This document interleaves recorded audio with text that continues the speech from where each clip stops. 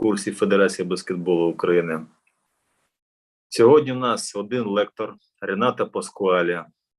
На мій погляд, особливо представляти цього фахівця не потрібно, адже ми всі добре пам'ятаємо і любимо Рената, цього експресивного, емоційного, харизматичного італійського тренера, який тривалий час очолював баскетбольний клуб Київ та всім нам добре запам'ятався. Ренато одразу ж відгукнувся на нашу пропозицію виступити перед українськими тренерами. Дякуємо Андрію Лебедєву, Андрію Анатолійовичу Подковиру за те, що дали контакт Рената, і ми змогли поспілкуватися з цим тренером. Будемо передавати слово Ренато. Допомагати нам перекладати буде, як завжди, Дмитро Рачковський. Дмитро з нами. Чуєш нас, Дмитро? Так, я тут. Доброго дня. Передаємо вам керівництво. Будь ласка, розпочинайте. Hello, Renato. I think we can start. So it's your turn. Welcome. Your microphone is off. I'm sorry. Okay, can you hear me now? Yes, that's good. Okay. Can I start? Is everybody in? Yes, we're ready. Okay, we do like this. I will speak for a few seconds. I will stop. You will translate. Sounds good. Okay, good. Okay, good afternoon to everybody. I'm very happy to talk to Ukrainian coach. It reminds me when I was in Kiev about last time 10 years ago. Доброго дня усім. Дуже радий бачити українських тренерів на дзвінку. Нагадує мені той час, коли я працював в Києві 10 років назад. I don't know if today on this conference there is some of the coaches that I had on my conference when I was in Kiev in 2012, where on Monday morning we had a coaches conference almost every Monday. Не знаю, чи є тренера, які були на моїх конференціях, які я проводив у 2012 році. Кожного понеділка, пам'ятаю, ранком. Це була у нас традиція, конференція для тренерів. Let's say that I'm trying to explain why the people go and see the coaches clinic. Я хочу пояснити, чому тренери люблять відвідувати тренерські конференції і тренінги. Okay. There are things that we see during coaches clinic that we might like it and things that we might not like it. But there are things also that we like and fits to our system and things that we like but don't fit to our system. So the only thing is the coach have to understand what fits for their system. Дуже часто на таких тренінгах для тренерів ми чуємо про речі, які подобаються нам або не подобаються.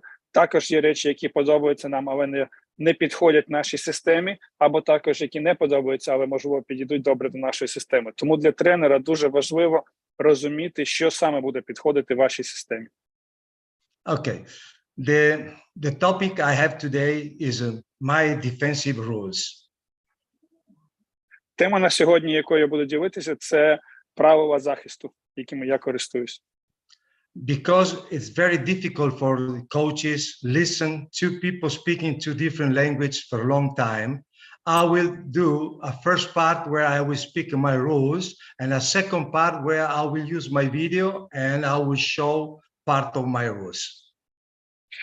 Через те, що у нас часто важко слухати двох людей, які розмовляють різними мовами, тому я зроблю дві частини. На першій частині я розкажу про свої правила, а на другій ми просто подивимось різні відео, де я презентую вам свої правила. Let's say that talking about defensive rules, basically there are no defensive rules that works if players don't have a good defensive mentality. Якщо говорити про правила захисту, то жодні правила захисту не будуть працювати, якщо у гравця немає ментального розуміння захисту, тобто він не готовий грати в захист. в захисті. On my career, I have never seen a player that was a good defender and with bad mentality. Many players I had, they were a bad defender, but they had pride, they had good mentality, and somehow their defense was better than anybody else. В своїй кар'єрі я ніколи не зустрічав гравця, який був хорошим захисником, але він не розумів саме поняття захисту, чому це важливо. Всі гравці, які були хорошими захисниками, вони розуміли, наскільки потрібно цей менталіті, цей розуміння захисту, можна так сказати.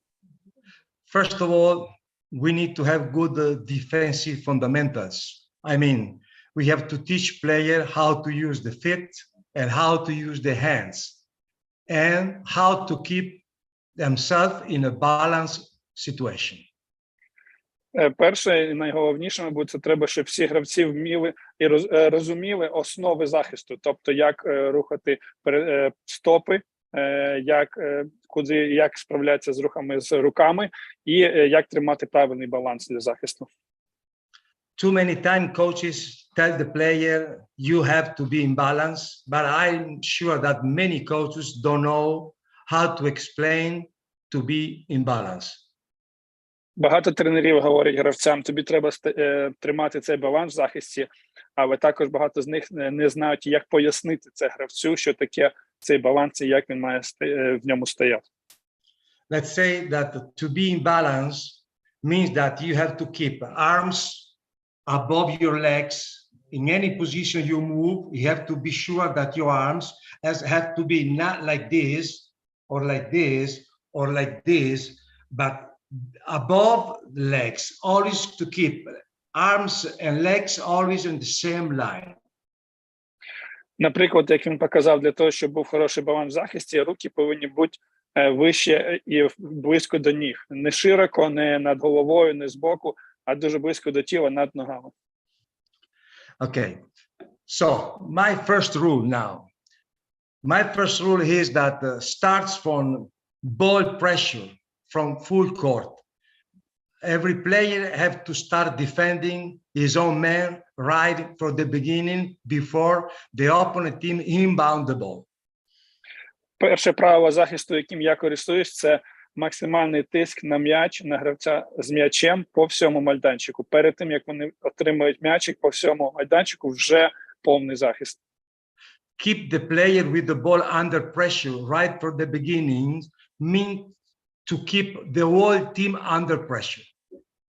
Якщо ви тримаєте під тиском гравця з м'ячем з самого початку, це значить, ви тримаєте під великим тиском всю команду.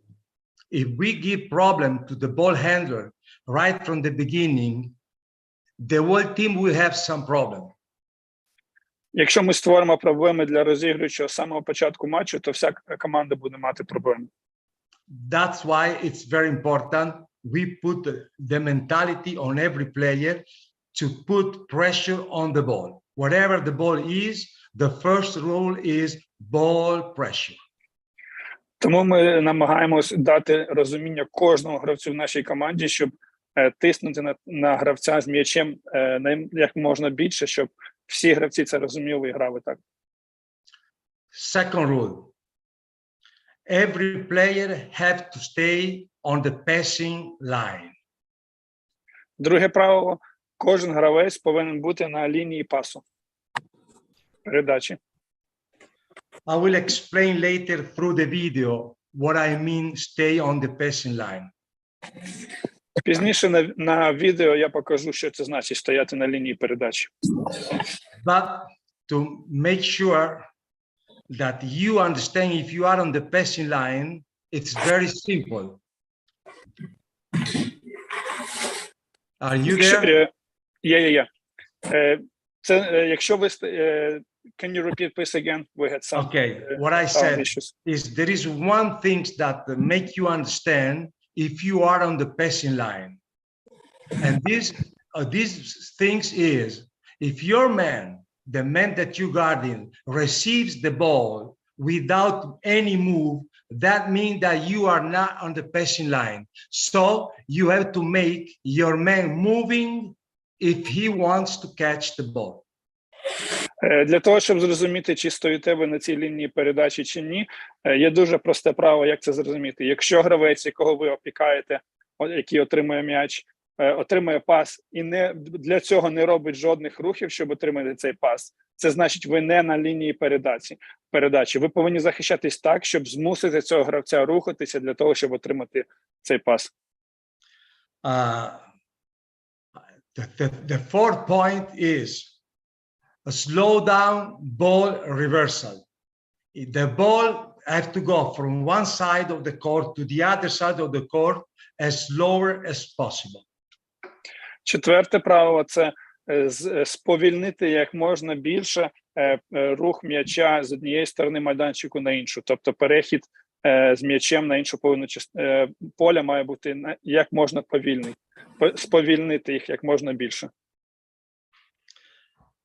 A very famous Yugoslavian coach, Adza Nikolic, said that the best offense is the offense that has the ball in one side of the court with 3 players, 2 players on the weak side of the court, and then reverse the ball as quick as possible and bring the third man on the side where there are only 2 players. Дуже відомий югославський тренер казав таку фразу, що найкраща атака, найкращий напад – це той, коли 3 гравці знаходяться на одній стороні з м'ячем, там де м'яч, і 2 на іншій стороні. І як можна швидше треба перевести м'яч на ту сторону, де 2 гравці, і один гравець з тих 3 має швидко перебігти і змінити сторону на іншу сторону. В його філософії це був найкращий напад. For this reason, defense has to slow down the ball reversal to put the offense on trouble, to allow the defense to put themselves in the right position. Тому задача захисту як можна більше ускладнити цей перехід з сильної сторони на слабу, і весь цей перехід гравців на іншу сторону, сповільнити це і створити якнайбільше проблем, щоб вони цього не зробили. Fifth rule is play 1.5 on defense. That means that in the meantime that you are guarding your man, when your man doesn't have the ball, you have to be aware and defend also half of the men with the ball. П'яте правило – це грай в захисті за 1,5. Тобто, якщо гравець, якого ти опікаєш, не дуже активний або без м'яча на слабій стороні, ти можеш трохи відступити і допомогти наполовину в захисті іншому гравцю, тобто 1,5. I'll show you better when I will show the video. Це буде краще видно на відео, яке я покажу пізніше. The sixth rule is no ball on low post. Шосте правило – не допускати м'яч під кільце в 3-секундну. Of course, it's not easy to deny completely the low post. But let's say that we want the low post to catch the ball exactly in the position that we want, not in the position that he wants. Звичайно, це дуже важко не допустити, щоб цього не сталося, тому ми будемо намагатися зробити все можливе, щоб вони отримали м'яч в тій позиції, в якій ми хочемо, щоб вони були, а не так, як вони захочуть. Let's say that a good defense, man-to-man defense, we can say that we have a good man-to-man defense if we have a good one-on-one defense. There is no good defense if there is no good one-on-one on single player. Хороший захист – це той захист, де гравці вміють добре грати 1 на 1. Тобто, щоб був хороший командний захист, кожен гравець повинен бути хорошим захисником 1 на 1. To play good one-on-one defense means that you avoid defensive rotation. Якщо ви граєте добре 1 на 1, тоді ви зможете уникати ротацій і змін на полі. You got it? And a good team don't use too much tactic. They use defensive rules. And the more you use the tactic, and the more your team will be in difficult. Can you explain tactic? What is that? Tactics Oh, means tactics. Got it. Tactics, yes. Більшість команд не використовують тактику в захисті, вони використовують правила в захисті. Тобто вони слідують правилам, а не якимось тактичним установам. When I was in Kiev and we used to play 2 games per week, we didn't have time to prepare the game tactically. So we used to follow rules 90% of the game, and maybe with 1, maybe 2 adjustments for each game, but just 1 or maybe 2, no more than this. Коли ми грали в Києві, коли я тренував Київ, ми грали на вихідні, два матчі субота-неділя, і в нас не було часу тактично розбирати кожну команду, як ми граємо в захисті. 90% ми слідували правилам в захисті, і, можливо, інколи ми використовували якісь маленькі тактичні зміни вже відповідно до різних команд. Tactics is for one single game. Defensive rules is for the whole season. Тактика використовується, можливо, для якоїсь однієї гри, а захисні правила використовуються на весь сезон. Okay, let's say that now I'm trying to show you the video, and through the video that I will show you, I will go through the rules that I already said. Я покажу вам зараз відео, яке я зробив, і вже на відео розповім про ті правила, які я використовую. I will start with some exercise to show the people, the players, how to use foot, how to use hands, and good defensive mentality. Спочатку я покажу, які вправи ми робимо для того, щоб навчитися правильно рухатись на ногах і використовувати, як використовувати руки в захисті, як правильно розуміти захист. This is a drill. We put the ball on the floor and we teach the player how to move the foot. Це вправа така, що ми кладемо м'яч на землю і вчимо їх, як рухатись на ногах, на стопах. The ball, it's like the low post. How you have to go around the low post, how you have to use the foot and the hands and the arms. М'ячик у нас – це як ми повинні рухатись майже в 3-секундній зоні під кільцем, як ми граємо. These are warm-up drills that we use for defense.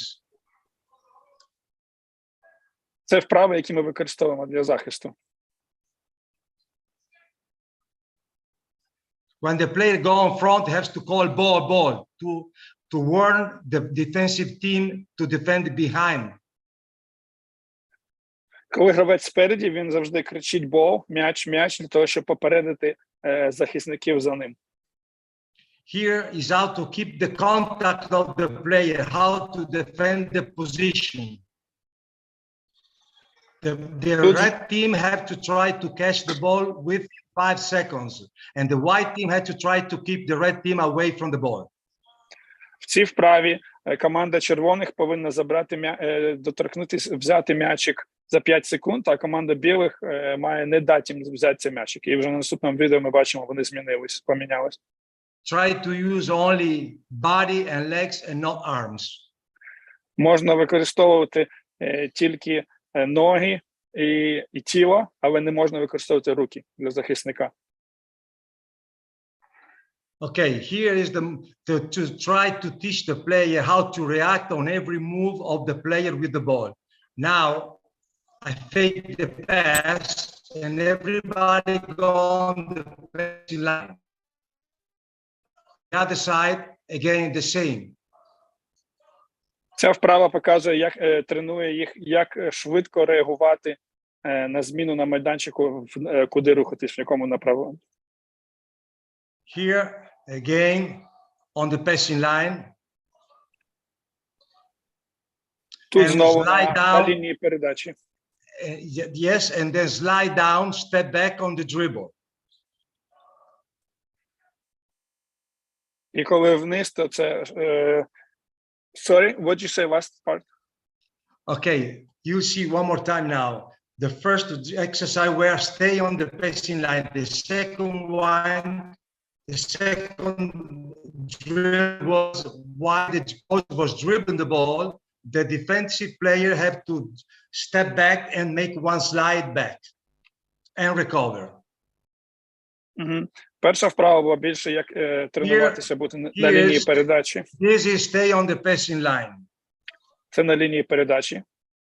This is to slide back, and this is shot fake. And the player leaves the arms up to deny the shot. І тут як slide back on the dribble, arms up on the shot, rebound. Це вправа з кількох рухів, коли треба реагувати на хідок, потім крок назад і підбирання. Again, passing line. Лінія передачі. Slide down and recover, shot, rebound, charge.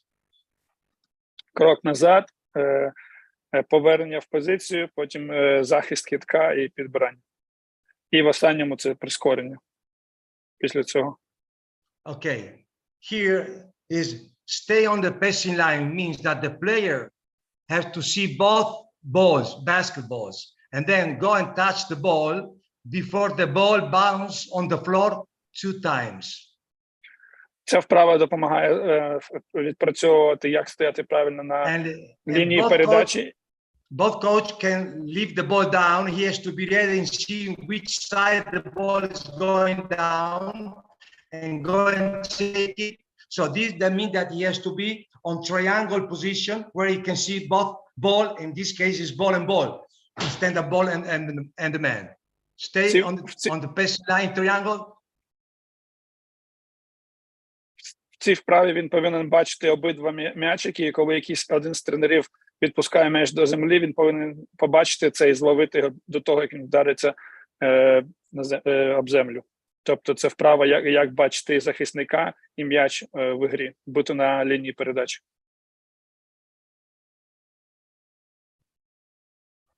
Okay, this is close out.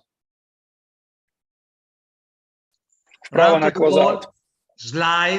Slide, go and catch the ball, bring to the ball, to the coach, and slide and recover.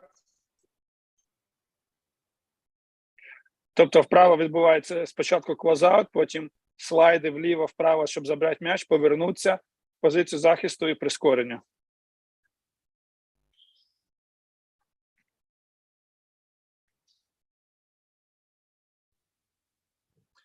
Here is reactivity drills.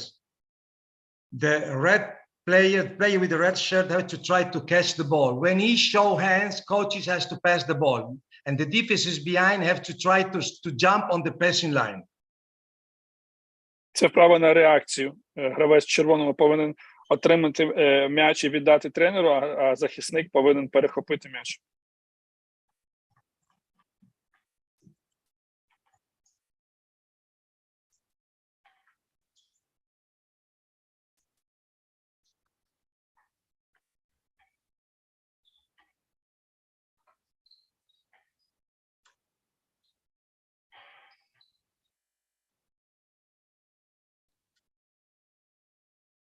This is close out.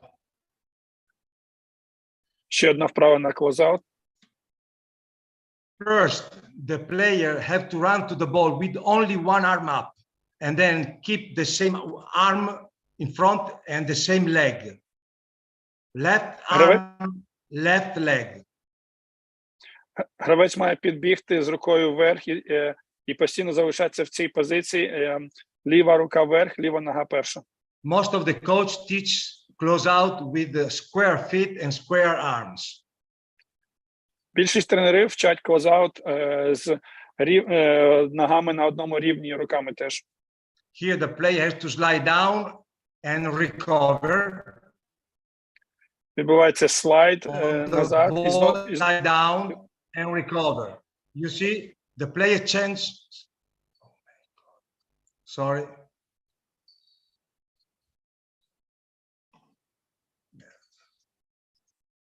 Sorry, guys.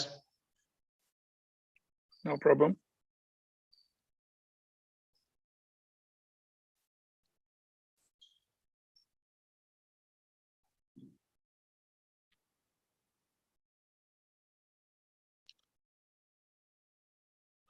I go a little bit faster because this is written in English, so it's not easy.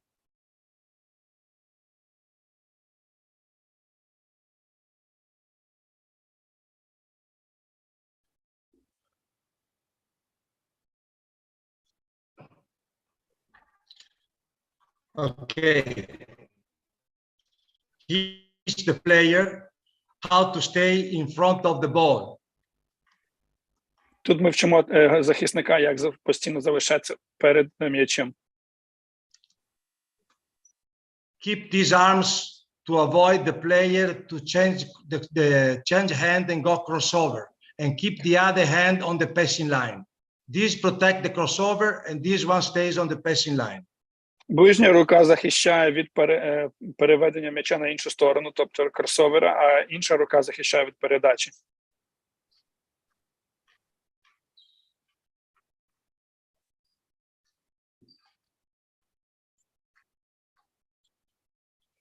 Some details makes the difference between a good defense and average defense.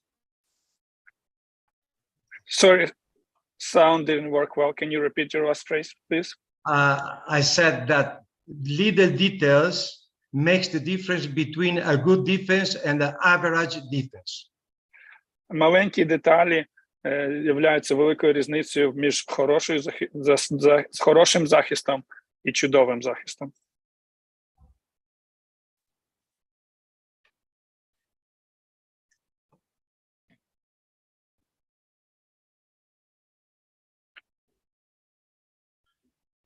Okay, here we inbound the ball. The player has 5 seconds to cross the half-court line. And the goal of the defense is to make the offense to change hand as more as possible. Change hand 2-3 times. When the player changes hands, means that he's under pressure. He has to protect the ball, and so he cannot see teammates. Це вправа у нас за 5 секунд він повинен вивести м'яч за половину поля.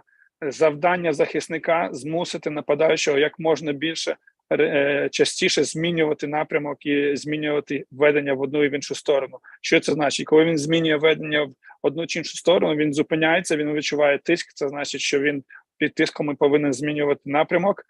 Коли він під тиском, це він не буде бачити відкритих гравців і свою команду. Here we put the goal for both defense and offense. Offense have to cross the half court in 5 seconds, within 5 seconds. Defense have to make him to force him to change hand 2 or 3 times. Ми ставимо завдання для обох нападника і захисника. Для захисника завдання вивести за 5 секунд, для нападника змусити, навпаки, завдання нападника вивести за 5 секунд, а захисника змусити нападника змінити руку 3-4 рази до половини майданчика.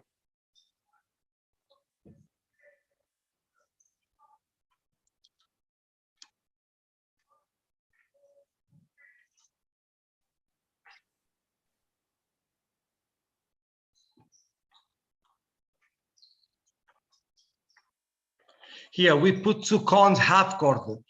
The goal of offense is to try to pass through the cones. The goal of defense is to force him outside the 2 cones. Потім ми ускладнюємо, ми ставимо 2 фішки в центрі поля, і завдання нападника пройти через ці 2 фішки в центрі майданчика, завдання захисника не дати нападнику пройти через ці 2 фішки.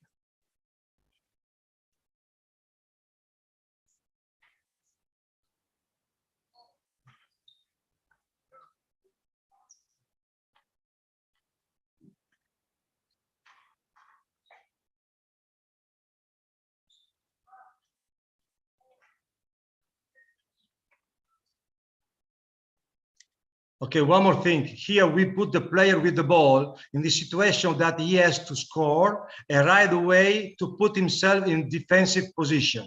So score and change quickly mentality, go in defensive position.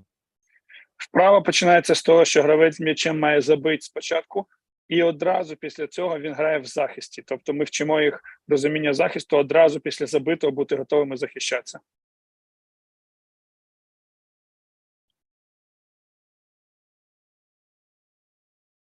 On the next drill, we teach the player to go across the legs and run when the offensive player is running with the ball, and slide when the offensive player is driving slowly the ball. Two different speed, slow speed and fast speed. Тут ми вчимо вправа, як на двох Slow різних and швидкостях. fast. Slow and fast. Дві різних швидкості. Що ми робимо? Якщо нападник біжить через майданчик на максимальну швидкість, тоді як захисник повинен бігти. І також, коли нападник повільно переходить, тоді він слайд робить повільніше. Тобто два різних види руху ногами і стопами. Швидкий і повільний. And defense has always to keep the chest in front of the ball. The defender have to keep the chest in front of the ball. Захисник завжди повинен тримати груди перед нападником.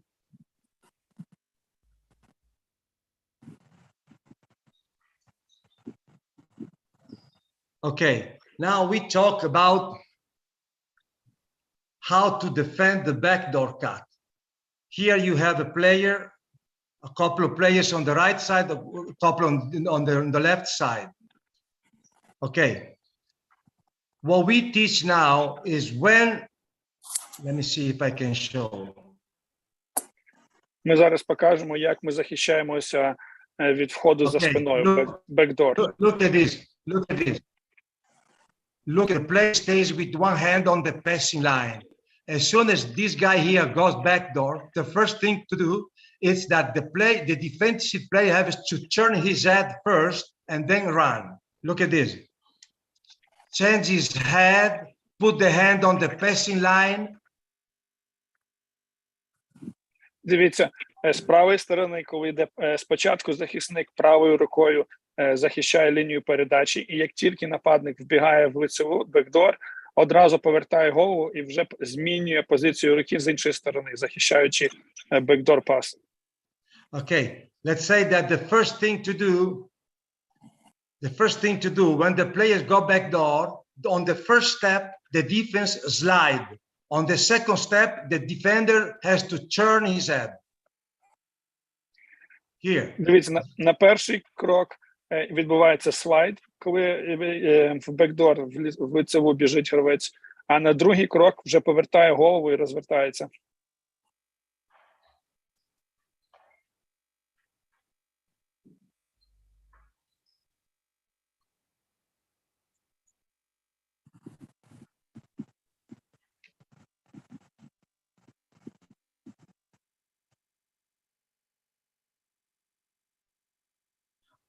I want to say one thing now. Just to tell players that thinks not to be a great defender, what we'll ask him is make sure that you can deny your man for at least 3 seconds. So we have the passer trying to pass the ball to this guy. This guy has to try to get open in 3 seconds. And the defender has to try to deny the ball at least for 3 seconds. Завдання цієї вправи, щоб бути хорошим захисником, це змусити захисника не дати можливості отримати м'яч на протязі 3 секунд.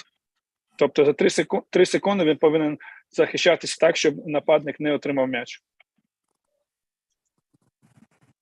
Okay, normally there is no point guard or player that can wait more than 3 seconds before to pass the ball. So once he see that in 3 seconds, the player doesn't get open, for sure, the ball handler, maybe he changes his mind and go and pass the ball on somebody else. So keep the player in the position where he can deny his man for at least 3 seconds. Якщо ви навчите їх захищатися так, щоб гравець не отримав м'ячик за 3 секунди, більшість розігруючих не чекають більше 3 секунд, щоб дати пас. Вони вже в цьому випадку розвертаються і намагаються дати пас в іншу сторону або робити якусь іншу дію. Тому завдання навчити ваших захисників захищатися так, щоб 3 секунди гравець не міг отримати м'яч. One more detail. Here, after this guy here passed the ball, the defender go automatically on the passing line. Normally, on the pass, most of the defenders steps back to the basket. And this is a huge mistake. As soon as he passed the ball, he got a step on the passing line. Дивіться, тут, коли відбувається пас, передача, захисник повинен стати на лінію передачі. Дуже багато гравців роблять навпаки, коли вони вже бачать, що передача проходить, вони відступають назад, щоб вже стоять, захищати кільце. Це велика помилка, тому що я вчу так, щоб гравець ставав на лінію передачі. Now we do the same thing, but we also reverse the ball on the other side. And the player have to keep defending for 3 seconds. 3 seconds here, change side, and then 3 seconds there. That's it, finish. Також ми додаємо ліву сторону і праву, тобто він захищається 3 секунди на одній стороні, після цього змінює на іншу сторону і повинен відзахищатись 3 секунди ще там.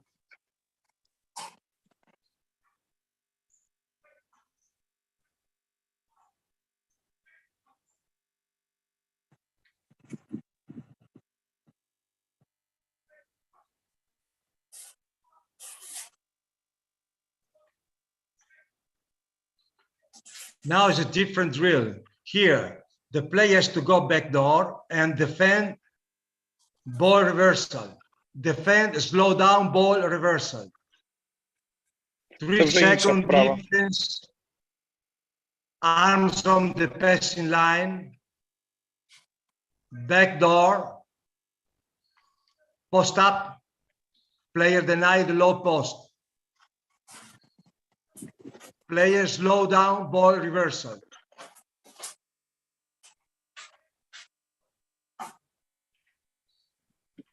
Тобто тут вчимо захисника спочатку стояти на лінії передачі, коли отримав м'яч під кільцем, коли нападник хоче отримати м'яч під кільцем, denial там, тобто до отримування захищатися там, нападник перебігає вище, продовжувати захист там до отримування м'яча. Максимальний тиск на кожній точці. Another important thing is that we will not allow anybody to catch the ball in the paint. Ще одне правило, ми не дозволяємо нікому отримувати передачі в 3-секундній зоні.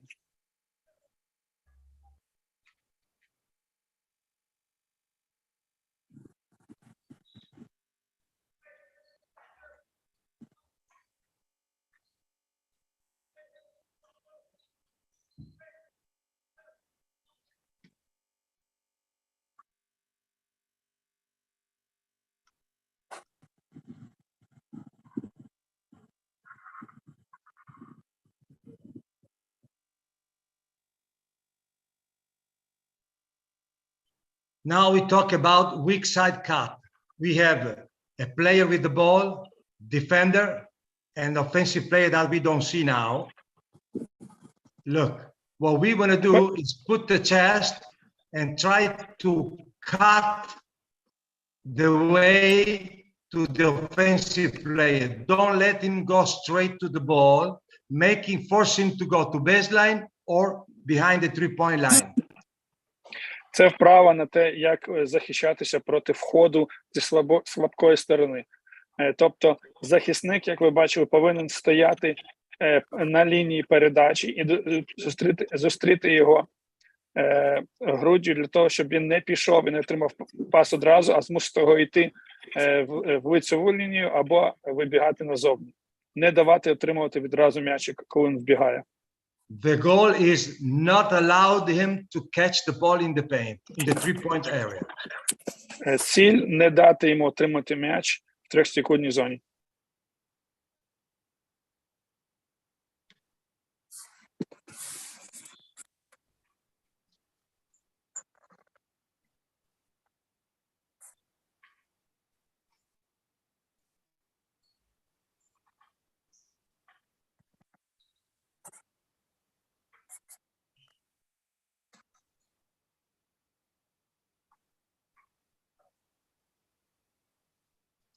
of course, I don't have the strongest team of the world. And sometimes also a good defender might get beaten. Звичайно, у мене не найсильніша команда в світі, тому часто навіть хороші захисники можуть програвати нападникам.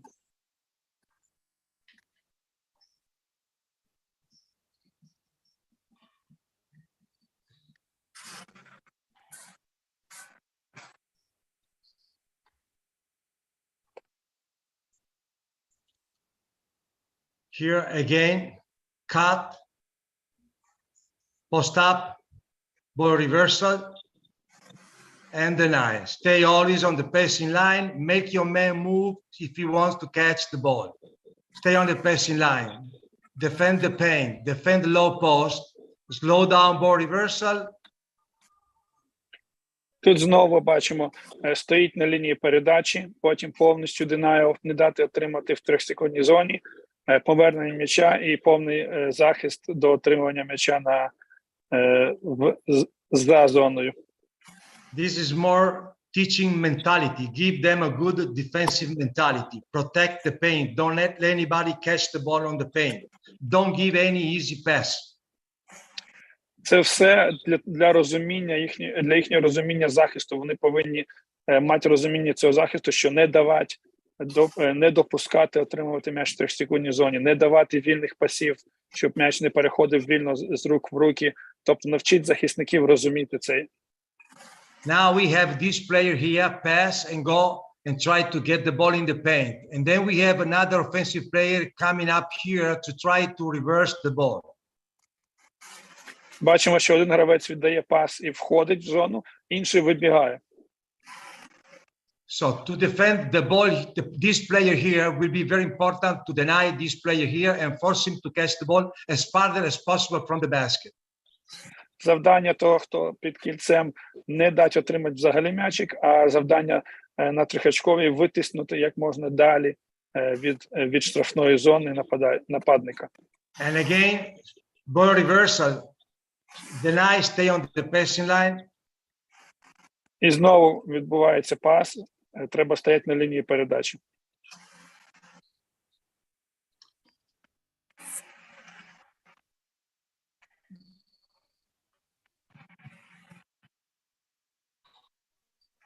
Та сама вправа.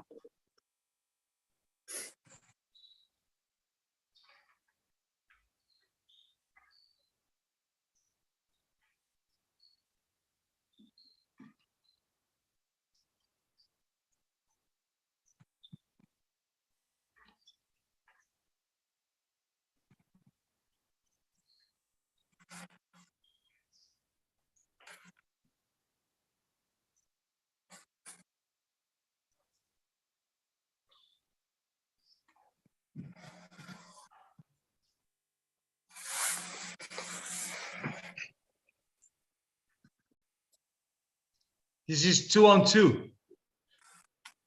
Defender have to move quickly from the strong side to the weak side, from the weak side to the strong side. Тепер це вже 2 на 2.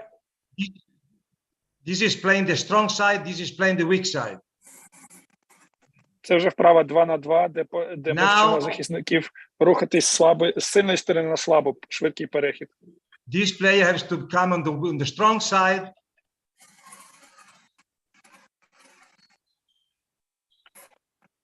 Тут гравець буде переходити з сильної сторони на слабу.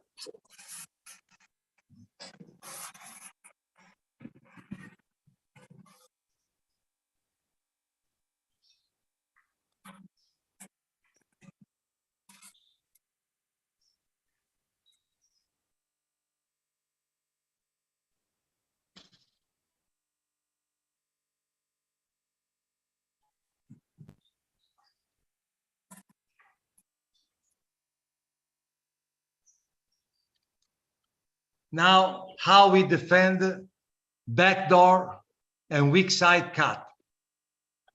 Тепер як ми захищаємось проти входу в лицеву backdoor і входу зі слабої сторони. Okay, here the coach reversed the ball. Again, we call this drill Penta Drill. Ми називаємо цю вправу Penta вправа. Penta Drill. Penta Drill.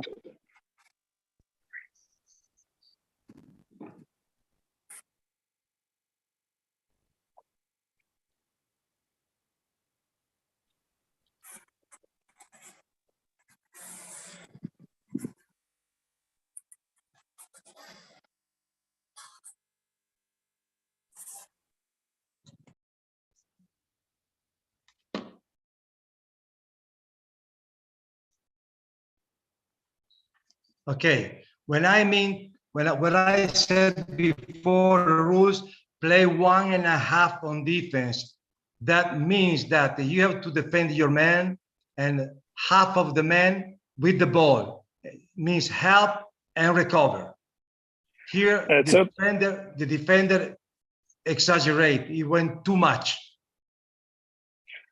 Це тепер про те, що я говорив, що треба захищатися на 1,5, тобто захищати свого гравця з м'ячем і також допомагати наполовину іншим.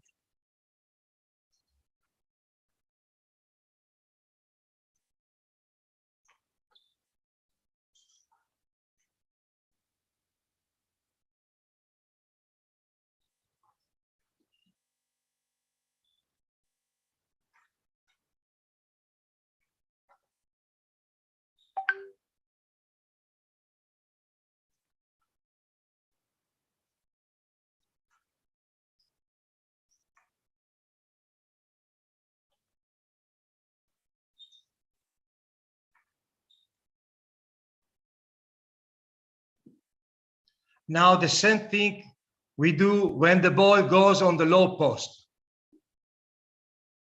Тепер що ми робимо, коли м'ячик доходить до гравця під кільцем?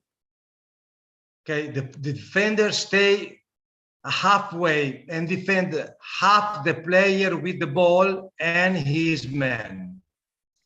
Гравець, який був з гравцем зверху, наполовину опускається, щоб допомогти гравцю під кільцем, і наполовину захищає далі свого гравця на трьохочковій. What we do, we tell the offensive player when the ball goes to low post and his defender try to help the low post, the offensive player have to try to go behind the shoulder of the defender. Тобто захисник, поки захисник допомагає внизу, гравець в нападі намагається обходити його з м'ячем одразу. Тому захисник повинен реагувати і повернутися до свого нападника.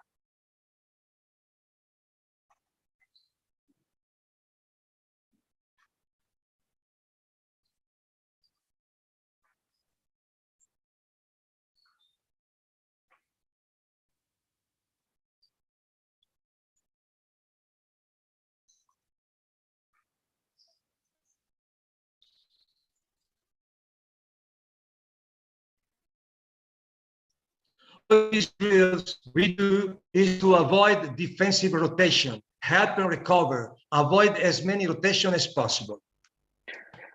Ми вчимо, щоб уникати як можна більше зміни в захисті між захисниками, але більше працювати над тим, щоб один захисник встигав до свого гравця. Щоб він відновлювався до своєї позиції, а не потрібна була зміна між гравцями.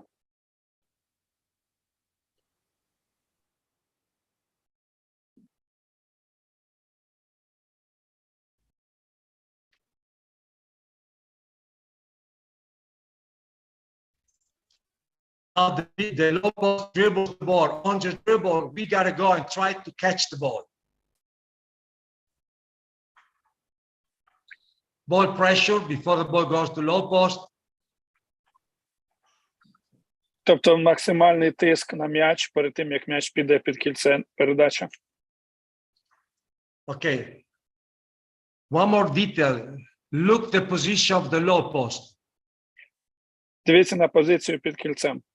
And then when we will talk about low post defense, I will show you the difference between playing that position and in a different position. This position has very big advantages for the offense. Very difficult for the defense to defend when the ball goes on the player on that position. В цій позиції дуже велика перевага для гравців в нападі, і ми поговоримо про те, як ми захищаємось для того, щоб цього не сталося.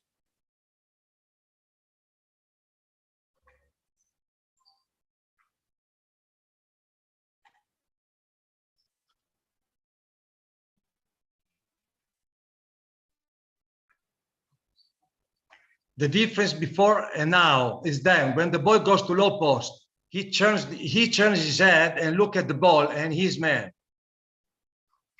When he dribbles, he makes one step to the ball and then he recover. Only if he dribbles the ball. Захисник опускається до гравця під кільцем, і тільки якщо гравець, м'яч повертається нападнику на трикачку, він починає ведення, тільки тоді захисник відразу повертається в захисну стійку перед нападником з м'ячем і відновлює свою позицію перед ним, тільки коли він починає своє ведення. Okay, here the drill is offense, defense. The player pass the ball to the coach. This guy have to run and touch this coach and then recover.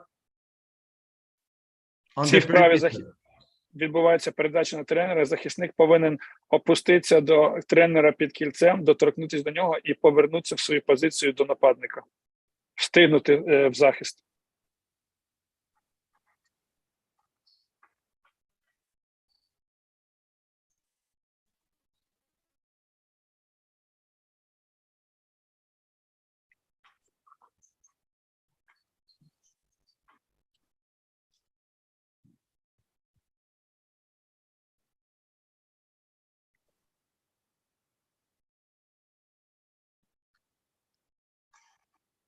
Okay, here we have 4 defensive players going around, sliding around, and 4 offensive players with the red shirt. Тут ми бачимо 4 захисника, які будуть слайдами рухатися навколо, і 4 нападника. At a certain point, the coaches pass the ball. And here everybody match his own man or the man close to them and play forward. Тобто вони рухаються, поки тренер має м'яч. Вони рухаються, поки тренер має м'яч. The player that kicks the ball out has to continue and go to the baseline. І коли тренер play 1.5. He plays his man and half of the man with the ball. В цій вправі всі рухаються, поки у тренера м'яч. Коли він віддає пас, всі знаходять свого нападника, відбувається кат, прохід під кільце, і кожен захисник повинен захищати свого гравця і наполовину іншого, щоб допомагати. 3 or 4 repetitions. When the coach leaves his arms up, they play to attack the basket. Коли тренер піднімає руку, це значить, що нападники повинні атакувати.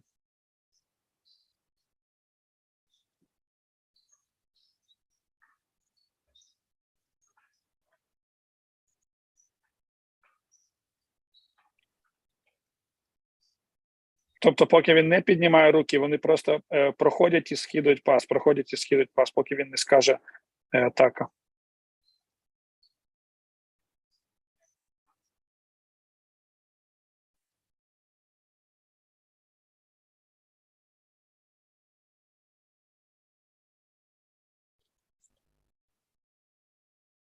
Now we talk about low post defense. Ми говорили про захист під кільцем.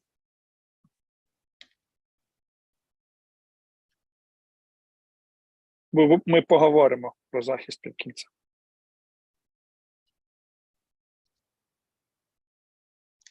Here, triangle pass and try to look at this.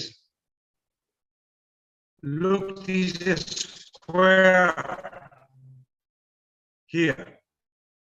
Bачите цей квадрат? Inside this square place has to be the place for the defense, not for the offense. This place, the defense has to stay. Offense have to play here, here, or here. But here, never. Because this is the worst position for the defense. Very difficult to help when the offense catch the ball so close to the basket.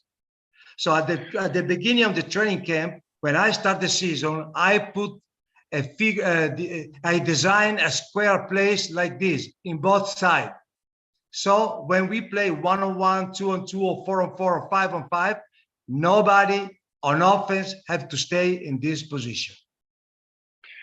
Коли в нього починаються збори команди перед сезоном, він спеціально ставить цих 2 квадрата, це фейкові, це не справжні на майданчику, він сам їх просить, щоб йому зробили їх на майданчику, і він говорить, що всередині цього квадрата ніколи не можна допустити нападника. Нападник може бути знизу, справа, зліва, навколо цього квадрата, але в квадраті повинен бути завжди захисник, тому що якщо нападник отримує м'ячик в цьому квадраті, це дуже небезпечна позиція для захисту.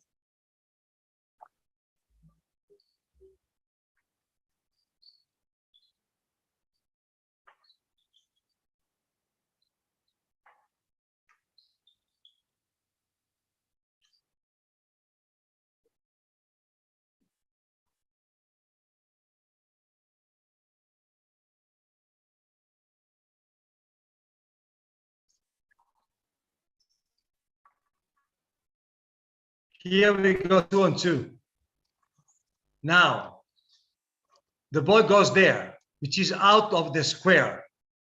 And we can help with the defender of the strong side, because the player to attack the basket, he might need 1 or 2 dribble, and we can help of the dribble. Тобто ми бачимо, що тут нападник... Sorry. Нападник не отримує м'ячик в цій зоні. Це сильна сторона. Захисник має змусити його робити мінімум 1-2 ведення для того, щоб підійти ближче до кільця. We can help with this player here if he gets the ball here. And we can do help and recover in a short space. But if he gets the ball in the square, it will be too long for this defender to help and recover. Тобто, бачимо, в цій позиції це дає можливість іншому захиснику зверху легко підійти, допомогти, і також повернутися і встигнути до свого захисника. Якби нападник отримав м'яч в цьому квадраті, це було б дуже далеко для захисника зверху опуститися для допомоги і встигнути повернутися для свого.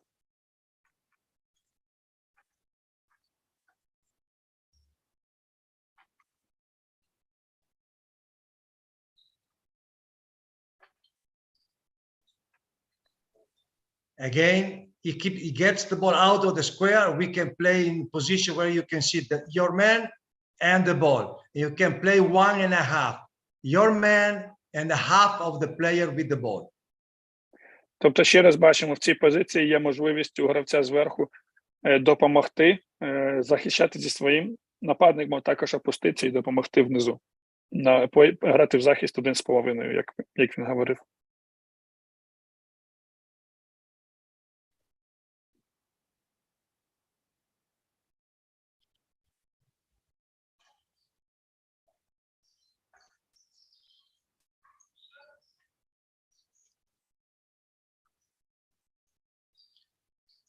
Here we go 4-on-4. We try to push the low ball, stay out of the square. Тут же 4-на-4, те саме, не давати отримувати в тому квадраті.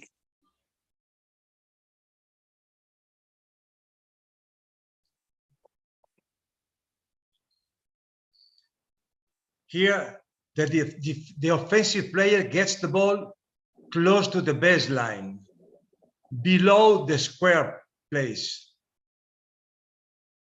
Тепер позиція, коли нападник отримує м'ячик близько до лицевої лінії за квадратом.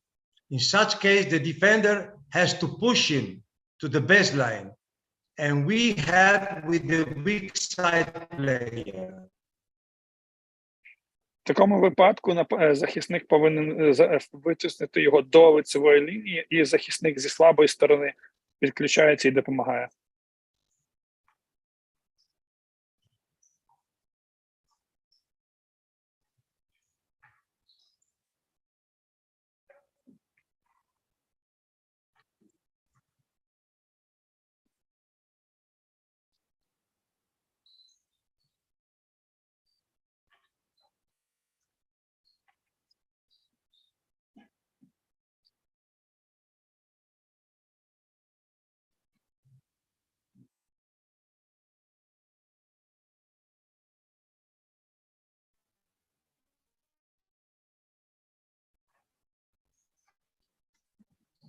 Okay, 4-on-4. Ball goes to low post, force him to baseline. Weak side help. And this guy switch on the weak side, and this one recover here on the top. Бачимо знову ту ситуацію, коли витискаємо в лицеву, допомога з слабої сторони, допомога на трьохочковому тому, хто допомагав під кільцем, і вже зміна, і гравці трохи роблять ротацію, щоб встигнути до відкритого гравця. В центрі.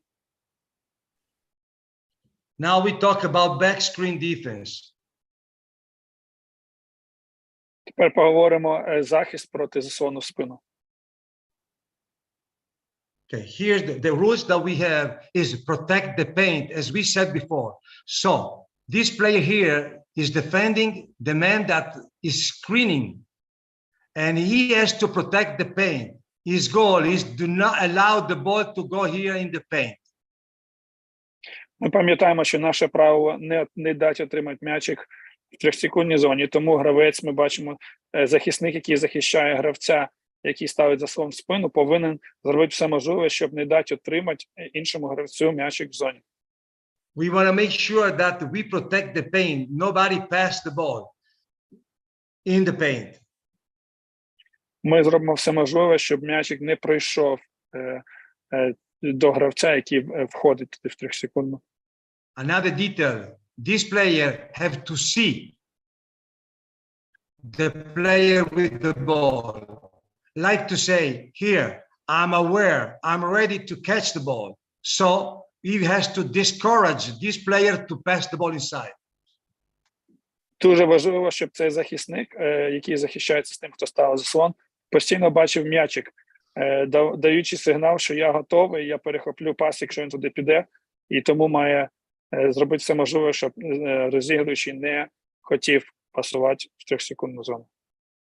On the other side of the court, on the back screen, there is a fade. Sorry, guys, I'm sorry, but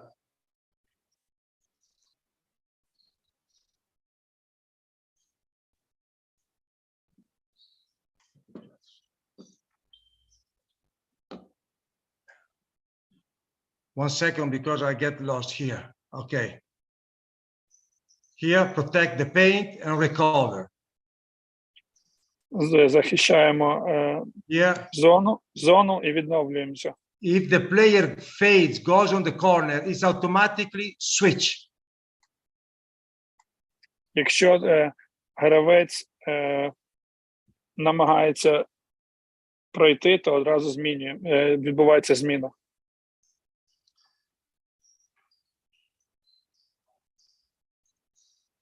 Fade, switch. Дивіться, прохід, зміна. Protect the paint and recover. Захищаємо трьохсекундну зону і відновлюємося до своїх гравців.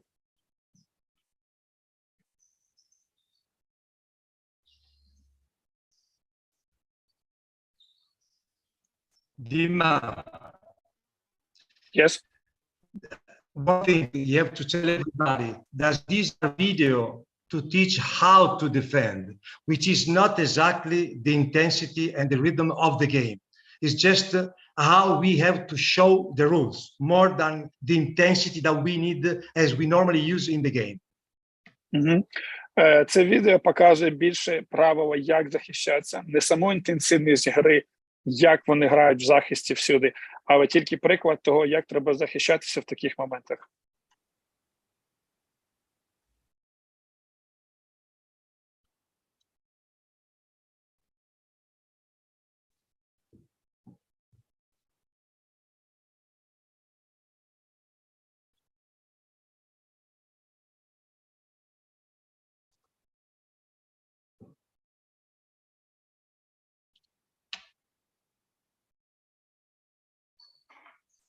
Okay, this is down screen defense.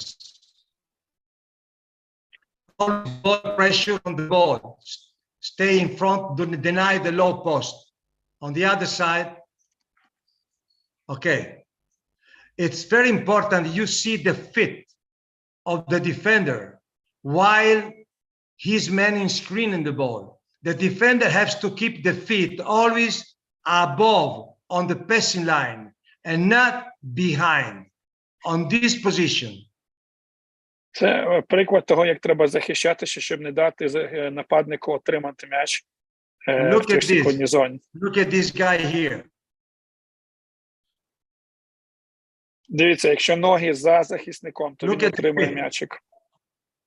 If he wants to deny the low post, he has to keep his feet above the defender, between the offensive player and the ball. And this player here have to play on the shoulder of his man and chase him. Тобто, щоб не дати отримати нападнику м'яч в 3-секундній зоні, треба, щоб стопи були перед за гравцем на лінії передачі між нападником з м'ячем і нападником, з яким захищаються. Не за ним, а на лінії передачі ноги повинні бути. Look at the feet of the defender of the screener.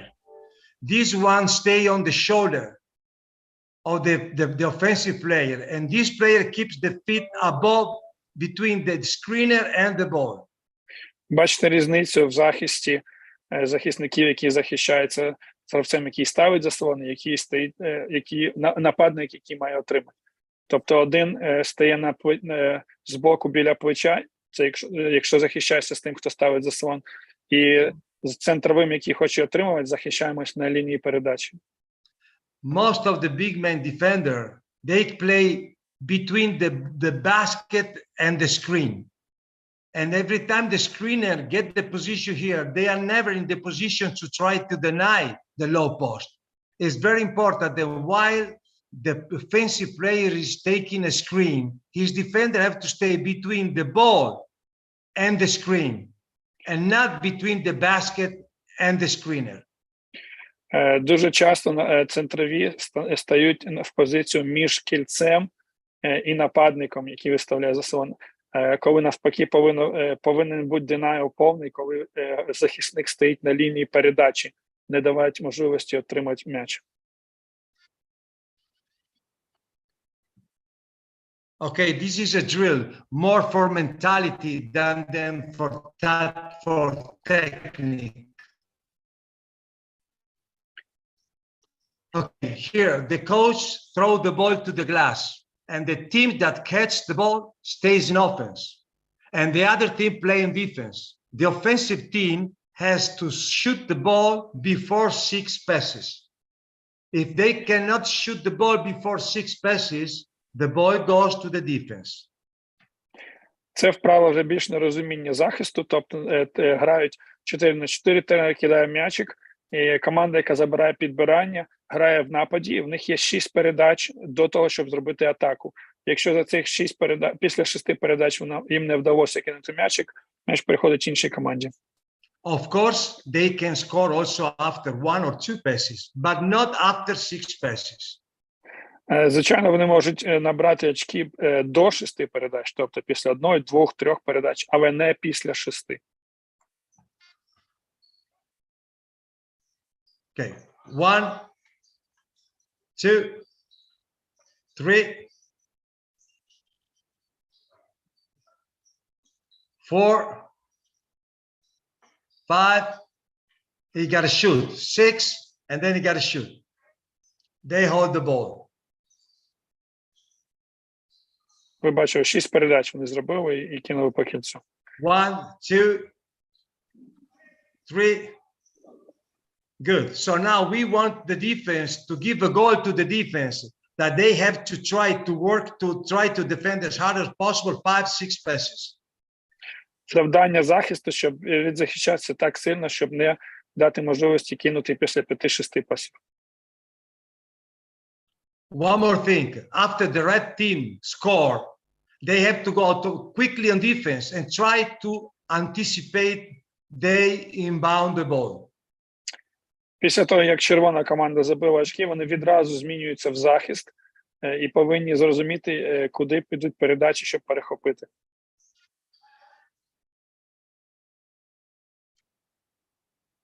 Okay. My explanation through the video is over. Now, if some coach have question, I can answer today's question. Ми закінчимо зараз відео. Якщо у вас є якісь питання, будь ласка, питайте. Да, є питання, можна задавати? Звичайно. Скажіть, будь ласка, ну будь-який захист починається колективний, з індивідуального. Яка має бути основна властивість гравця, там якість, властивість, щоб можна було сказати, що це добрий захисник? Одна.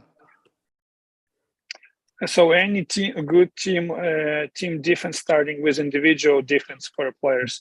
What quality would you say one quality that a good defender should have that you can say that's a good quality for a defender?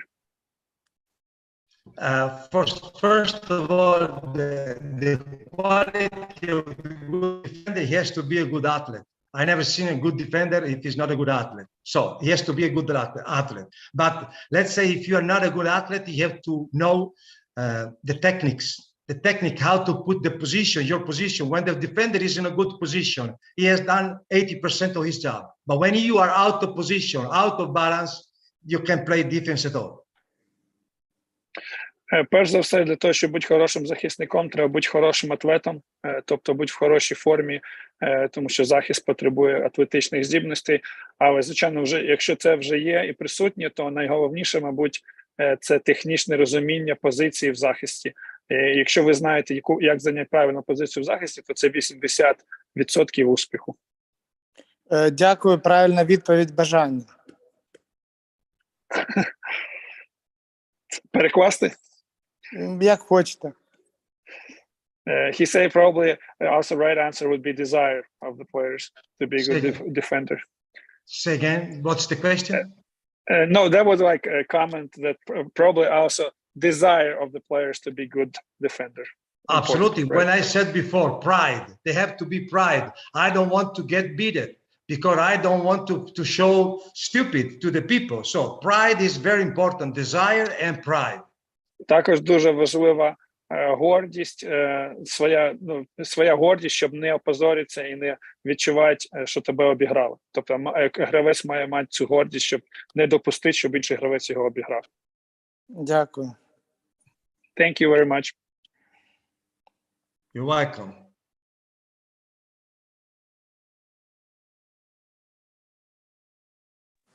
Будь ласка, задавайте ще запитання. Можна написати їх в чаті, можна включитися в прямий ефір. Поки наші тренери формують свої питання. У мене є запитання. Є, добре, будь ласка. Мене чути? Доброго вечора всім. Скажіть, будь ласка, як повинен захищатись гравець, шутер ставить Steger заслон? Як повинен захищатись цей ігрок проти Steger заслону? Можна ще раз, я не зрозумів, як повинен захищатися проти Steger заслону. Steger, подвійний заслон, Steger заслон. Шутеру ставлять Steger заслон. Як повинен захищатись ігрок, гравець? Дякую. So question is how to defend a Steger screen when it's a double screen on a shooter. How defender can play well in this situation. I don't know if you can see this. If I can show through the board. Yep. Okay. Покажу на дошці. Offense. Example, shooter в углу стоїть. She's asking if shooter is in the corner. В углу стоїть. Через Steger заслон, 4-5 номер. Справа. So right angle, right corner, Steger. This is a Steger for this player. Yep. And let's say that here is the ball. Is this the question? Отак, чи підходить під ситуацію? В кутку гравець, а м'ячик на трьохочковий. Так, можна так. Yes, that will work. Okay, let's say that we have ball pressure here as usual. The Наприклад, тиск defender на м'яч там. has to be on the passing line. On the passing line. this player have to defend two players.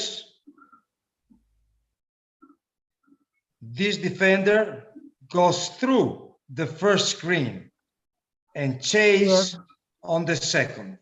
Тобто проходить через перший заслон і вже за ним в спину біжить після другого. Два захисника стоять на лінії передачі, ті, що там намальовано. Here he goes through.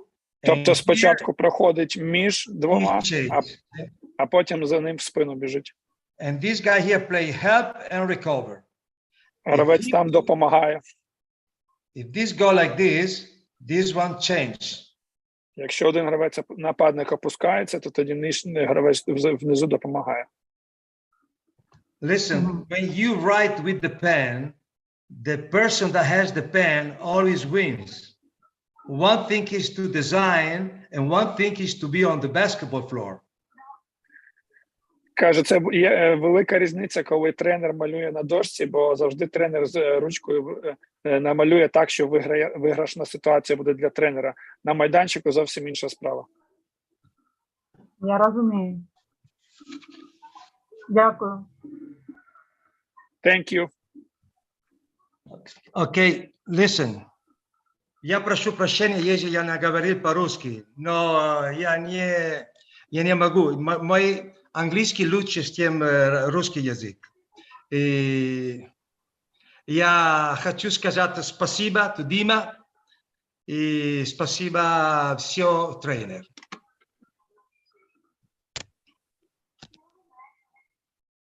You're welcome. Дякуємо. Може, ще запитання є якісь? Будь ласка, піднімайте руку, включайтесь. Є тут таке запитання, поки тренери готують свої. Дмитро, перекладіть, будь ласка, перший принцип або перше правило, про яке казав нам Ренато, це максимальний тиск на м'яч по всьому майданчику, тобто постійний пресинг. Для того, щоб це здійснювати протягом гри, рівень фізичної підготовки захисника повинен бути на дуже високому рівні. Чи використовують вони якісь спеціальні фізичні вправи, чи це досягається природнім шляхом постійного виконання цього пресингу? So about your first rule in defense, you were saying that it's a constantly pressure on the ball full court, right? To play defense like that would require very high level of conditioning. Do you do anything special to prepare them for defense like that, or it just comes naturally after you constantly playing full court defense on your practices? Let's say that first of all, your team has to be in a good physical condition. You can ask the team right from the first day to be so aggressive as I show in the video. You will build it day by day. So let's say that the first week of practice, you will do 10 minutes of defense like this. But then after a month and a half, too, you have to be able to do the whole game. Тобто це все набирається повільно темпами на тренуваннях. Наприклад, звичайно, вони повинні бути готовими до такого захисту. Тому перші дні тренувань він, наприклад, тільки робить 10 хвилин повного захисту по всьому майданчику, але потім з часом він додає більше і більше, щоб покращувати їхню форму. І вже далі через місяць-півтора вони будуть готові захищатися в цю гру. Дякуємо. Є запитання від Артема Чемякіна. Будь ласка, включайтеся, Артем. Ми вас слухаємо. Renato, first of all, we are very happy to see you here for your knowledges, and also I was very happy to work with you when I played in second team in BC Kiev, and it's for a long time ago. And my question like that. First of all, now very popular in team defense to play switch defense. And I want to talk about mismatch defense. And if you see, maybe you see, I don't know, game, national team, Spanish team against Ukrainian team, and we have a lot of situation when point guard play against our center Pustovoy a lot from the top. So my question, like, what drills and what philosophy we need to use about this defense? It's my first question. Listen, now I'm not coaching anymore, but I'm working as a GM. And the first thing I tell my coaches is how to teach the team to play mismatch situation, to punish mismatch advantage or whatever it is, because most of the defense now switch in every screen. So the basic offense has to be how to teach the player to attack the mismatch situation. Okay, so Thank you. this is the thing. What I normally did when we used to attack mismatch situation, it's, let's say that we are in the situation, in a pick and roll situation.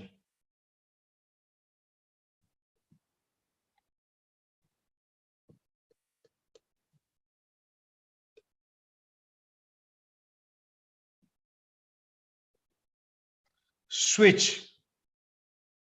This guy go here and this go here. So basically, the first thing we do is we want to punish this situation here. We don't want to, let's say, have the big man go on the guard, and the little guard go on the big man. This is the switch. So what we want to do is we want to punish here more than attack of the dribble. You understand what I'm saying? So this is the basic what we do here. So the whole player, defense try to go in front because this is big, this is small. So first option for the offense is try to find a triangle pass.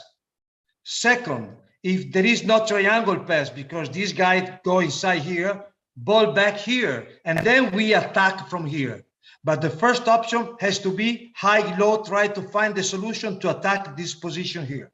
And the second one, ball back here, and we attack the big man here with the guard. Is it clear? Yeah, it's clear.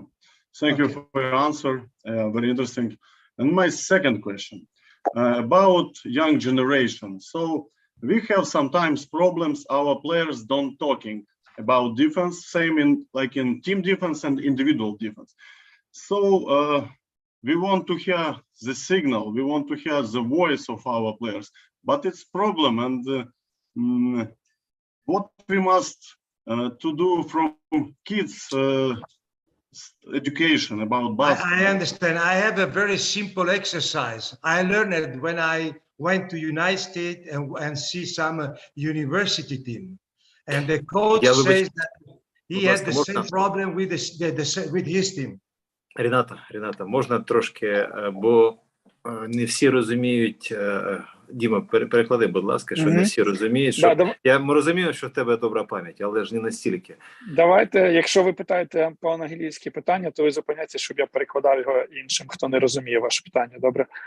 Перше питання, коротко перекажу, було питання про коли відбувається зміна між маленьким і великим, і, наприклад, маленький захисник захищається з великим, як в цих ситуаціях справлятися. І Ренато сказав, що в таких ситуаціях він малював то на дошці відразу. Перша опція – це віддати м'яч під кільце високому, з яким захищається низький гравець. Це завжди вони намагаються, можна сказати, наказати того захисника маленького, який пішов і захищається з великим.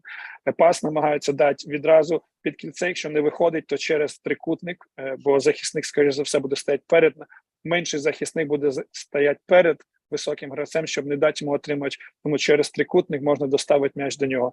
І тільки якщо вже це не виходить, тоді намагаються розіграти розігруючого з м'ячем або меншого нападника проти великого захисника на дузі. Друге питання, як справитися з ситуацією, що в нашому баскетболі молодь дуже не емоційні, не розмовляють багато в захисті, не чути їхнього голосу, коли для захисту, хорошого захисту в команді треба бути агресивним і багато говорити. І на це питання зараз буде відповідати Ренато. Okay, I have to answer to the second question. Yes, second.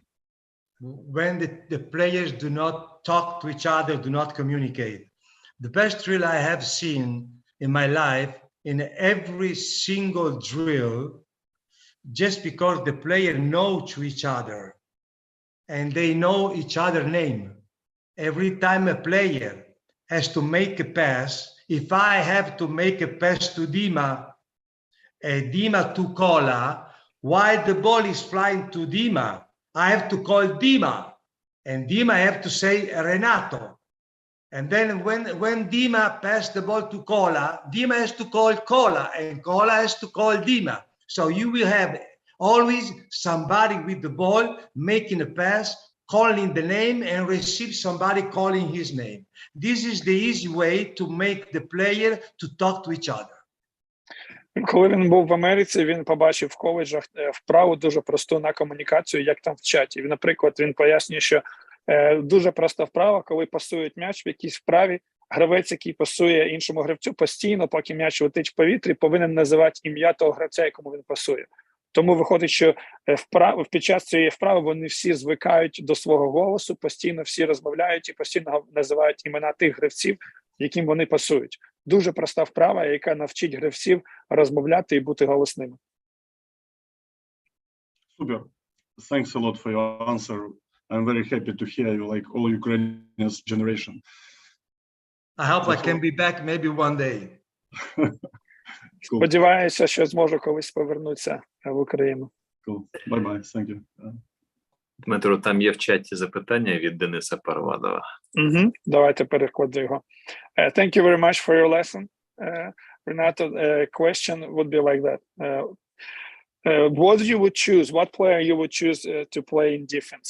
First one is slow and not very good in one-on-one defense, but really intelligent and effective in the teamwork defense. Or second, very strong defender one-on-one, but not very good to understand teamwork, team defense. Doesn't have doesn't understand how to play team defense. Okay, I will tell you a story. When Bobby Knight, a very famous American coach, he was in charge to be the coach of the America national team to go to the Olympic game in Los Angeles in '94.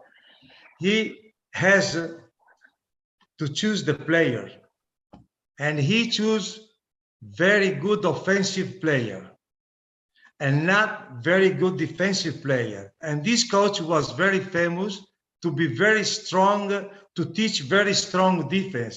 But when he choose, you recruit the player, he chooses all good players, all offensive players. Розкажу вам одну історію.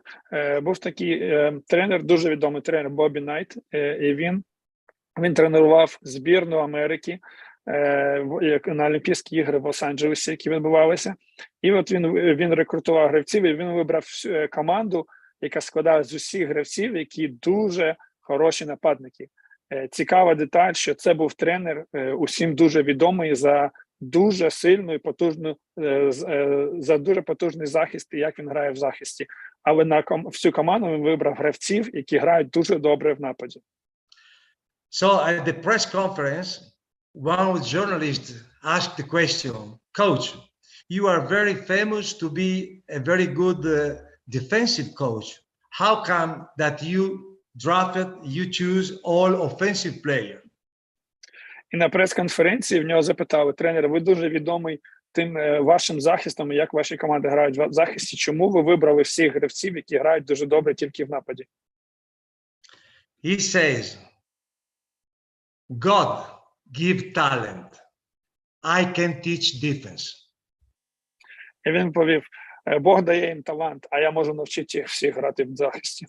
So I took all good offensive players because they have talent, and then me as a coach, I will teach defense. The defense can be taught. Talent either you have or you don't. Тому він взяв всіх талановитих гравців, які грають дуже добре в нападі, і сказав: я навчу, як грати в захисті. Я можу навчити багато речей, але талант я не можу навчити, тому я вибираю талантних гравців. Є запитання від Теренса Мерфі і Віктора Кондратовця. Там два запитання, можна по черзі, будь ласка. Terry?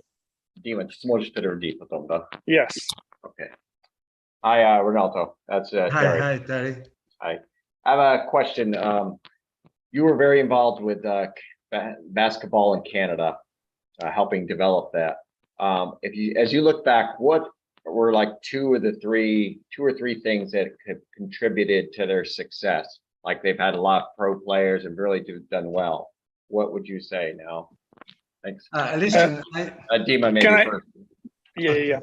Питання було, що Ренато дуже багато працював в Канаді, і питання 2-3, може, ключі успіху, тому що багато гравців з Канади стали професіоналами і грають на високому рівні, тому, може, якісь 2-3 кроки, що він зробив такого, що привело Канаду до успіху. Dima, он официально был один из лидеров баскетбольной развития в Канаде. Официально, да. Окей. Відповідав за розвиток баскетболу в цілій країні Канаді. Тому цікаво, що він такого зробив, що привело Канаду до успіху. let's say, basically, I try to touch some points that were very important for them. Everybody knows that the North American players are very selfish, use a lot of dribbles. They like to dribble a lot, and they prefer a shot more than a pass. So, всі знають, що в Північній Америці дуже американці популярні за те, що вони дуже такі егоїстичні гравці, вони всі дуже багато хочуть працювати з дриблінгом, добре справляються з м'ячем і хочуть більше кидати, ніж пасуватися.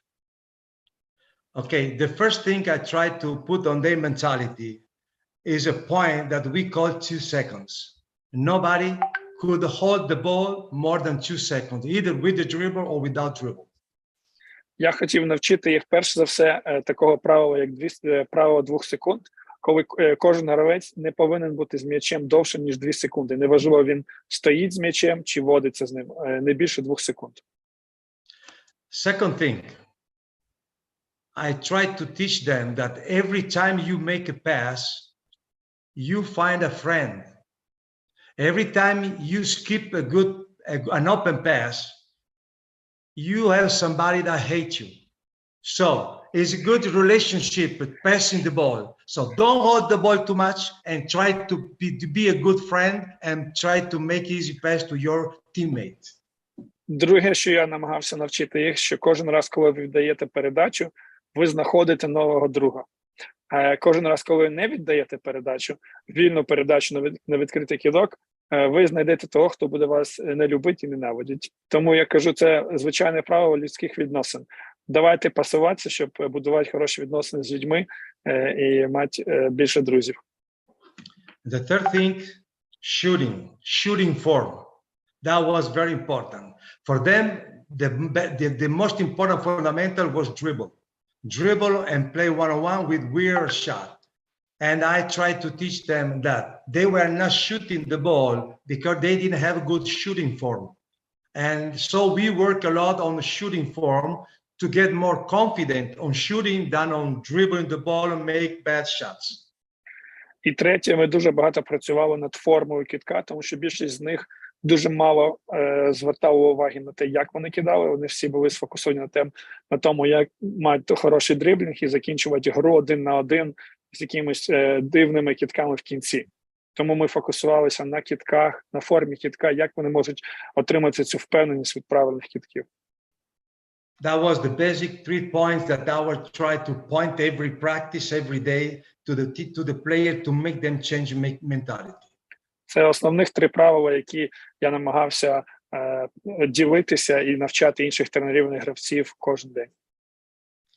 2-second offense, find good passes to find good friends, and third, improve your shooting form. So the more you get better on shooting, the more you will be better on one-on-one. Тобто 3, ще раз повторимо всі 3. Правило 2 секунд. Друге – це пасуйся і знаходь друзів. І третє – май хорошу форму для того, щоб покращити свій кидок і бути кращим 1 на 1 потім. 3 things in offense, only 1 thing in defense. Play 1.5. Play 1.5 every time you are playing in the man without ball. 3 речі – це в нападі, і тільки одна в захисті. Захищайся на 1,5. Тобто захищайся за себе і допомагай постійно наполовину іншим.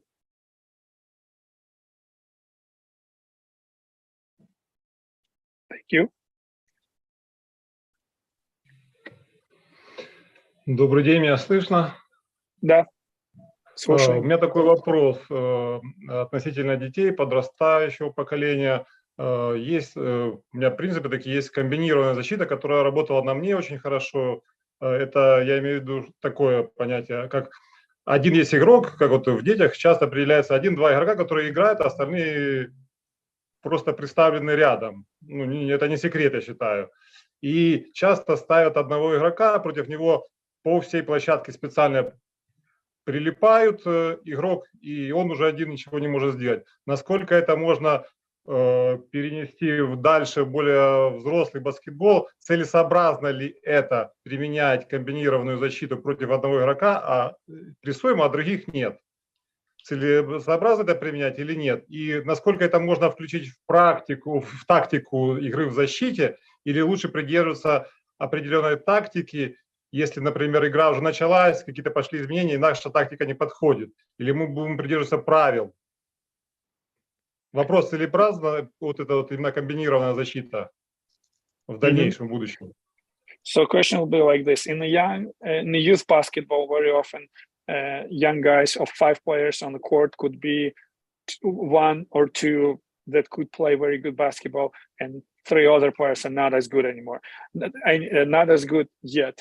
And for example, some coaches put a full court defense on the best player in the youth basketball, and then this best player can't play so well anymore because they're still kids. They don't know how to deal with full court defense.